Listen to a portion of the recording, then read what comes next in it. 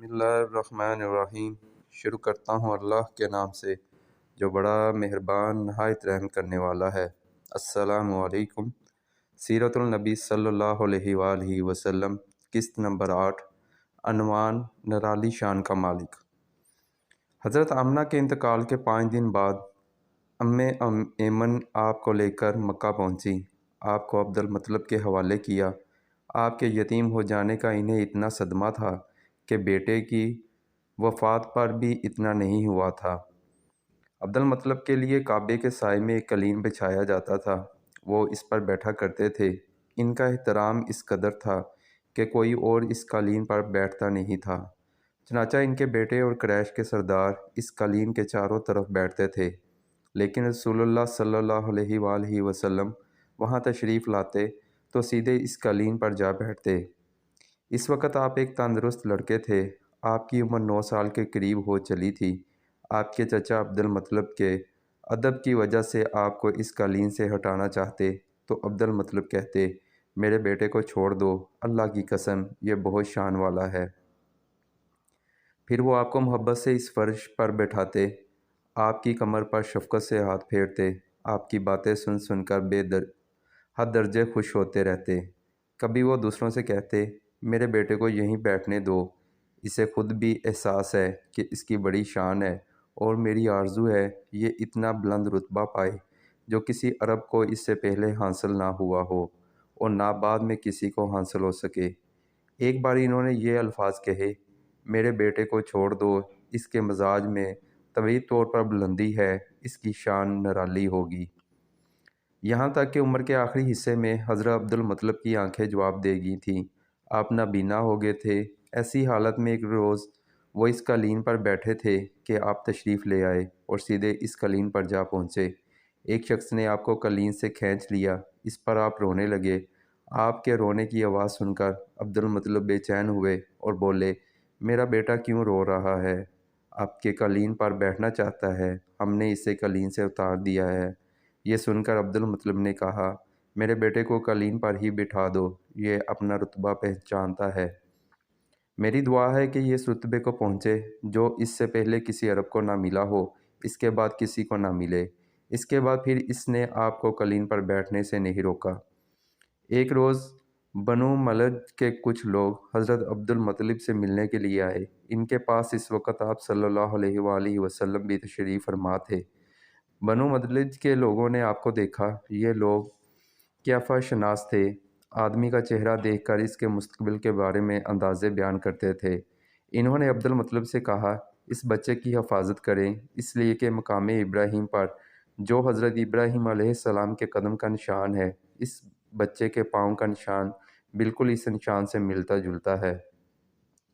اس قدر مشابہت ہم نے کسی اور کے پاؤں کے نشان میں نہیں دیکھی۔ ہمارا خیال ہے یہ بچہ نرالی شان کا مالک ہوگا، اس لیے اس کی حفاظت کریں۔ مقام ابراہیم خانہ کعبہ میں وہ پتھر ہے جس پر حضرت ابراہیم علیہ السلام کعبہ کی تعمیر کے وقت کھڑے ہوئے تھے۔ معجزے کے طور پر اس پتھر پر حضرت ابراہیم علیہ السلام کے پیروں کے نشان پڑ گئے تھے۔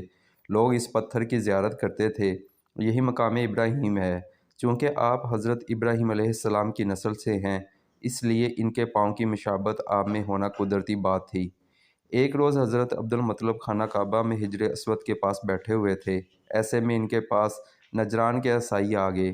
ان میں ایک پادری بھی تھا۔ اس پادری نے عبد المطلب سے کہا، ہماری کتابوں میں ایک ایسے نبی کی علامت ہے جو اسماعیل کی اولاد میں ہونا باقی ہے۔ یہ شہر اس کی جائے پیدائش ہوگا، اس کی یہ نشانیاں ہوں گی۔ ابھی یہ بات ہو رہی تھی کہ کوئی شخص آپ کو لے کر وہاں آ پہنچا۔ پادری کی نظر چوں ہی آپ پر پڑی، وہ چونک اٹھا۔ آپ کی آنکھوں، کمر اور پیروں کو دیکھ کر وہ چلا اٹھا، وہ نبی یہی ہیں، یہ تمہارے کیا لگتے ہیں؟ عبد المطلب بولے، یہ میرے بیٹے ہیں۔ اس پر وہ پادری بولا، تب یہ وہ نہیں، اس لیے کہ ہماری کتابوں میں لکھا ہے کہ اس کے والد کا انتقال اس کی پیدائش سے پہلے ہو جائے گا۔ یہ سن کر حضرت عبد المطلب بولے، یہ دراصل میرا پوتا ہے، اس کے باپ کا انتقال اس وقت ہو گیا تھا جب یہ پیدا بھی نہیں ہوا تھا۔ اس پر پادری بولا، ہاں یہ بات ہوئی نا، آپ اس کی پوری طرح حفاظت کریں۔ عبد المطلب کی آپ سے محبت کا یہ عالم تھا کہ کھانا کھانے بیٹھتے تو کہتے، میرے بیٹے کو لے آؤ۔ آپ تشریف لاتے تو عبد المطلب آپ کو اپنے پاس بٹھاتے، آپ کو اپنے ساتھ کھلاتے۔ بہت زیادہ عمر والے ایک صحابی ہیدا بن معاویہ رضی اللہ عنہ کہتے ہیں، میں ایک مرتبہ اسلام سے پہلے جاہلیت کے زمانے میں حج کے لیے مکہ معظمہ گیا، وہاں بیت اللہ کا طواف کر رہا تھا۔ میں نے ایک ایسے شخص کو دیکھا جو بہت بوڑھا اور بہت لمبے قد کا تھا۔ وہ بیت اللہ کا طواف کر رہا تھا اور کہہ رہا تھا، اے میرے پروردگار، میری سواری کو محمد کی طرف پھیر دے اور اسے میرا دست و بازو بنا دے۔ میں نے اس بوڑھے کو جب یہ شعر پڑھتے سنا تو لوگوں سے پوچھا، یہ کون ہے؟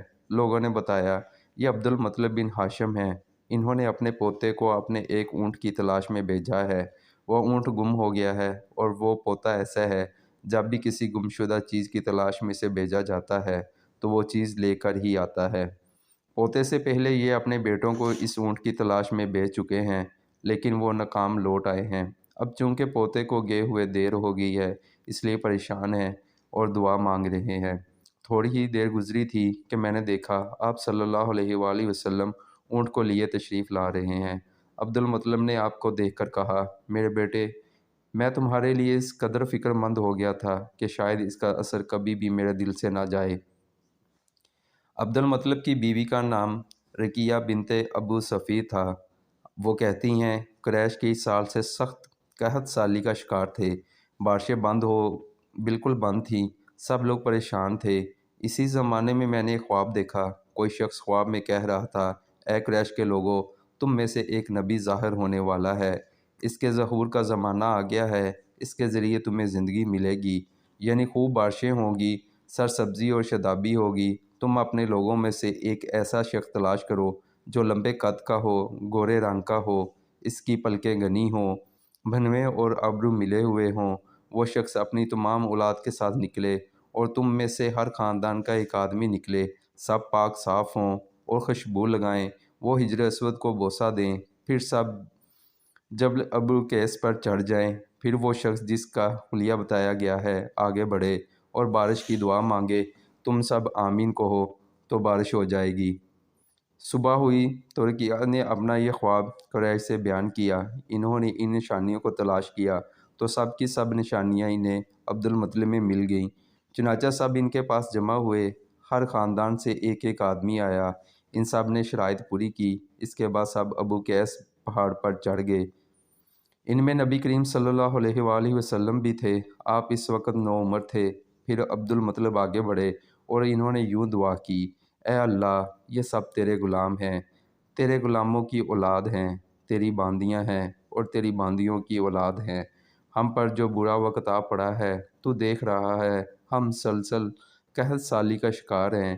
اب اونٹ، گائیں، گھوڑے، کھچر اور گدھے سب کچھ ختم ہو چکے ہیں اور جانوروں پر بن آئی ہے، اس لیے ہماری یہ خشک سالی ختم فرما دے، ہمیں زندگی اور سرسبزی اور شادابی عطا فرما دے۔ ابھی یہ دعا مانگ ہی رہے تھے کہ بارش شروع ہو گئی۔ وادیاں پانی سے بھر گئیں، لیکن اس بارش میں ایک بہت عجیب بات ہوئی، اور وہ عجیب بات یہ تھی کہ قریش کو یہ سیرابی ضرور حاصل ہوئی، مگر یہ بارش قبیلہ قیس اور قبیلہ مضر کی قریبی بستیوں میں بالکل نہ ہوئی۔ اب لوگ بہت حیران ہوئے کہ یہ کیا بات ہوئی۔ ایک قبیلے پر بارش اور آس پاس کے سب قبیلے بارش سے محروم۔ تمام قبیلوں کے سردار جمع ہوئے، اس سلسلے میں بات چیت شروع ہوئی۔ ایک سردار نے کہا، ہم زبردست قحط اور خشک سالی کا شکار ہیں، جبکہ قریش کو اللہ تعالیٰ نے بارش عطا کی ہے اور یہ عبد المطلب کی وجہ سے ہوا ہے، اس لیے ہم سب ان کے پاس چلتے ہیں، اگر وہ ہمارے لیے دعا کریں تو شاید اللہ ہمیں بھی بارش دے دے۔ یہ مشورہ سب کو پسند آیا، چنانچہ یہ لوگ مکہ معظمہ میں آئے اور عبد المطلب سے ملے، انہیں سلام کیا، پھر ان سے کہا، اے عبد المطلب، ہم کئی سال سے خشک سالی کے شکار ہیں، ہمیں آپ کی برکت کے بارے میں معلوم ہوا ہے، اس لیے مہربانی فرما کر آپ ہمارے لیے بھی دعا کریں، اس لیے کہ اللہ نے آپ کی دعا سے قریش کو بارش عطا کی ہے۔ ان کی بات سن کر عبد المطلب نے کہا، اچھی بات ہے، میں کل میدان عرفات میں آپ لوگوں کے لیے بھی دعا کروں گا۔ دوسرے دن صبح سویرے عبد المطلب میدان عرفات کی طرف روانہ ہوئے۔ ان کے ساتھ دوسرے لوگوں کے علاوہ ان کے بیٹے اور اللہ کے رسول حضرت محمد صلی اللہ علیہ وآلہ وسلم بھی تھے۔ عرفات کے میدان میں عبد المطلب کے لیے ایک کرسی بچھائی گئی، وہ اس پر بیٹھ گئے۔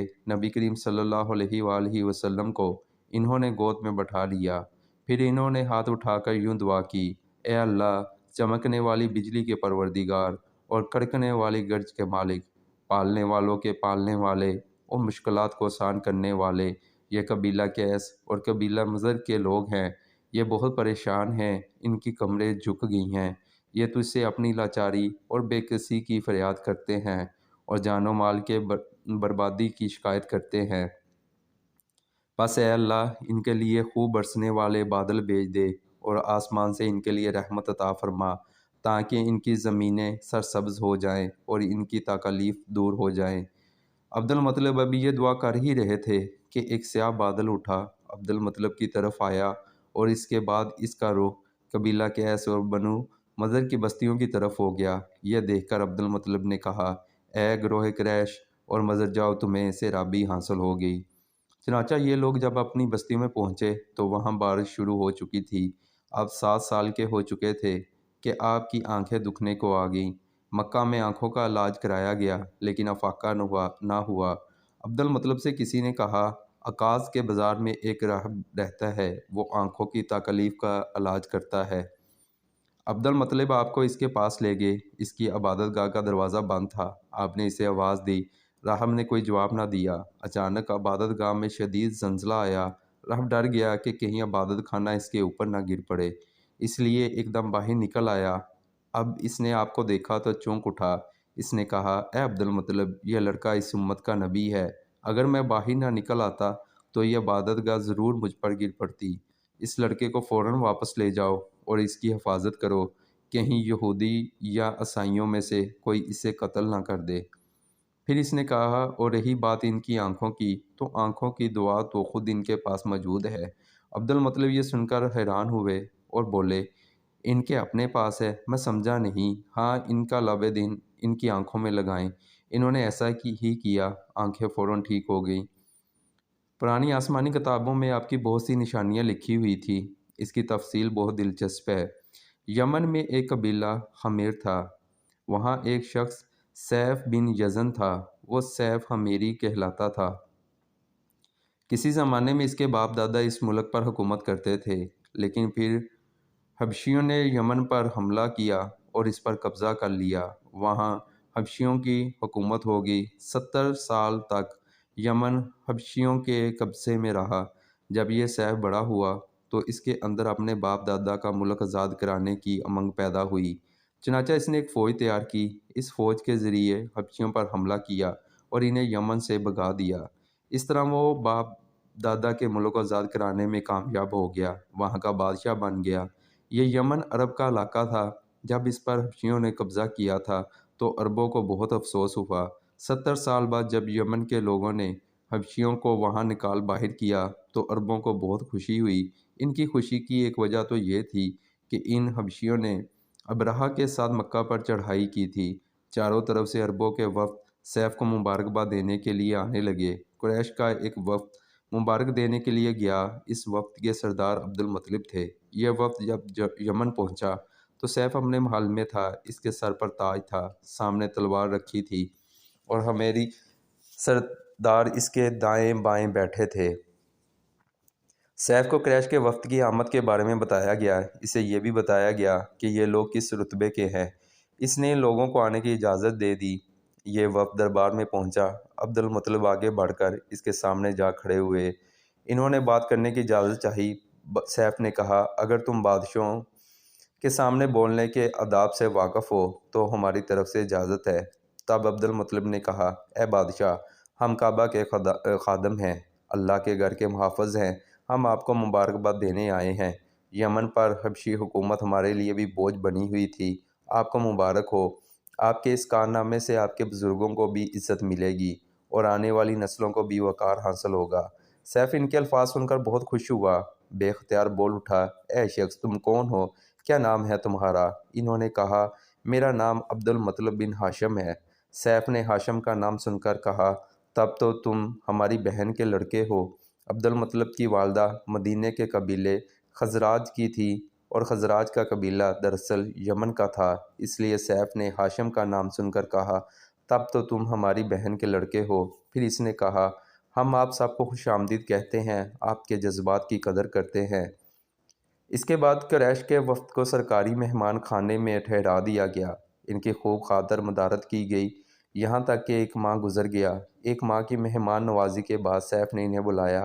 عبد المطلب کو اپنے پاس بلا کر اس نے کہا، اے عبد المطلب، میں اپنے علم کے پوشیدہ رازوں میں سے ایک راز تمہیں بتا رہا ہوں، تمہارے علاوہ کوئی اور ہوتا تو میں ہرگز نہ بتاتا۔ تم اس راز کو اس وقت تک راز ہی رکھنا جب تک کہ خود اللہ تعالیٰ اس راز کو ظاہر نہ فرما دے۔ ہمارے پاس ایک پوشیدہ کتاب ہے، وہ پوشیدہ رازوں کا ایک خزانہ ہے، ہم دوسروں سے اس کو چھپا کر رکھتے ہیں۔ میں نے اس کتاب میں ایک بہت عظیم الشان خبر اور ایک بڑے خطرے کے بارے میں پڑھ لیا ہے، اور وہ آپ کے بارے میں ہے۔ عبد المطلب یہ باتیں سن کر حد درجے حیرت زدہ ہوئے اور پکار اٹھے، میں سمجھا نہیں، آپ کیا کہنا چاہتے ہیں؟ سنو عبد المطلب، جب تہامہ کی وادی یعنی مکہ میں ایسا بچہ پیدا ہو جس کے دونوں کندھوں کے درمیان بالوں کا گچھا یعنی مہر نبوت ہو، تو اسے امامت اور سرداری حاصل ہوگی، اور اس کی وجہ سے تمہیں قیامت تک کے لیے اعزاز ملے گا، عزت ملے گی۔ عبد المطلب یہ سن کر کہا، اے بادشاہ، اللہ کرے آپ کو بھی ایسی خوش بختی میسر آئے، آپ کی ہبت مجھے روک رہی ہے، ورنہ میں آپ سے پوچھتا کہ اس بچے کا زمانہ کب ہوگا؟ بادشاہ نے جواب میں کہا، یہی اس کا زمانہ ہے، وہ اسی زمانے میں پیدا ہوگا یا پیدا ہو چکا ہے، اس کا نام محمد ہوگا، اس کی والدہ کا انتقال ہو جائے گا، اس کے دادا اور چچا اس کی پرورش کریں گے، ہم بھی اس کے آرزو مند رہے کہ وہ بچہ ہمارے ہاں پیدا ہو، اللہ تعالیٰ اسے کھلے عام ظاہر فرمائے گا، اور اس کے لیے ہم میں سے یعنی مدینے کے قبیلے خزراج میں اس نبی کے مددگار بنائے گا۔ ہم میں سے اس نے اس لیے کہا کہ خزراج اصل میں یمن کے لوگ تھے، ان کے ذریعے اس نبی کے خاندان اور قبیلے والوں کو عزت حاصل ہوگی، اور ان کے ذریعے اس کے دشمنوں کو ذلت ملے گی، اور ان کے ذریعے وہ تمام لوگوں سے مقابلہ کرے گا، اور ان کے ذریعے زمین کے اہم علاقے فتح ہو جائیں گے۔ وہ نبی رحمان کی عبادت کرے گا، شیطان کو دھمکائے گا، آتش کدوں کو ٹھنڈا کرے گا یعنی آگ کے پجاریوں کو مٹائے گا، بتوں کو توڑ ڈالے گا، اس کی ہر بات آخری فرمان ہوگی، اس کے احکامات انصاف والے ہوں گے، وہ نیک کاموں کا حکم دے گا، خود بھی ان پر عمل کرے گا، ان کو مٹا ڈالے گا۔ عبد المطلب نے سیف بن یزن کو دعا دی، پھر کہا، کچھ اور تفصیل بیان کریں۔ آپ بات ڈکی چھپی ہے اور علامات پوشیدہ ہیں، مگر اے عبد المطلب، اس میں شبہ نہیں کہ تم اس کے دادا ہو۔ عبد المطلب یہ سن کر فوراً سجدے میں گر گئے، اور پھر سیف نے ان سے کہا، اپنا سر اٹھاؤ، اپنی پیشانی اونچی کرو اور مجھے بتاؤ، جو کچھ میں نے تم سے کہا ہے، کیا تم نے ان میں سے کوئی علامت اپنے ہاں دیکھی ہے؟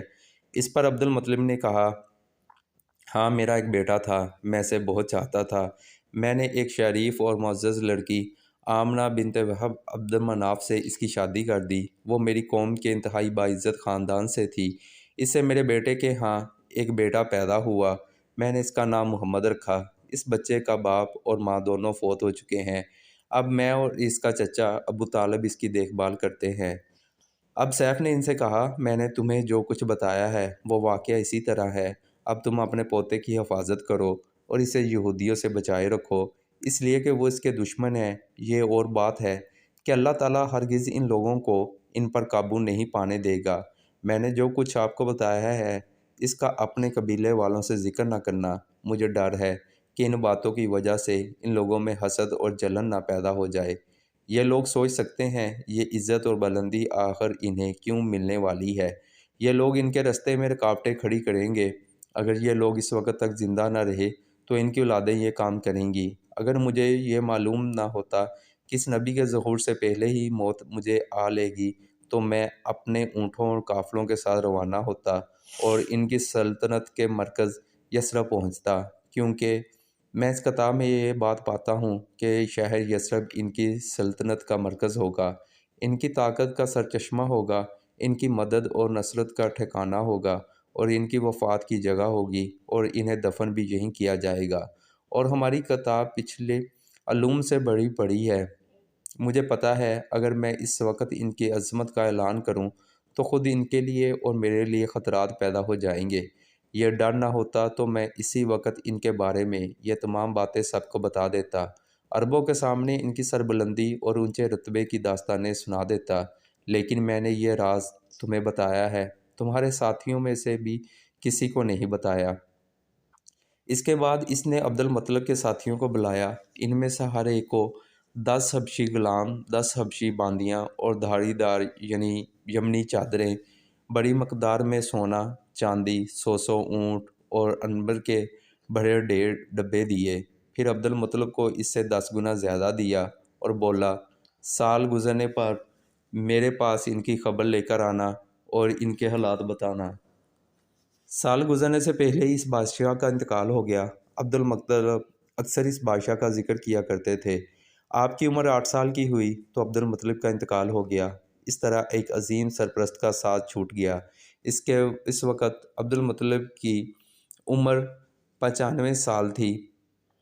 تاریخ کی بعض کتابوں میں ان کی عمر اس سے بھی زیادہ لکھی ہے۔ جس وقت عبد المطلب کا انتقال ہوا، آپ ان کی چارپائی کے پاس موجود تھے۔ آپ رونے لگے۔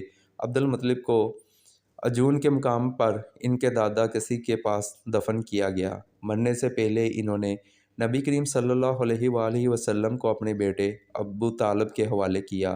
اب ابو طالب آپ کے نگران ہوئے، انہیں بھی آپ سے بے تحاشا محبت ہوگی۔ ان کے بھائی عباس اور زبیر بھی آپ کا بہت خیال رکھتے تھے۔ پھر زبیر بھی انتقال کر گئے تو آپ کی نگرانی آپ کے چچا ابو طالب ہی کرتے رہے۔ انہیں بھی نبی کریم صلی اللہ علیہ وآلہ وسلم سے بہت محبت تھی۔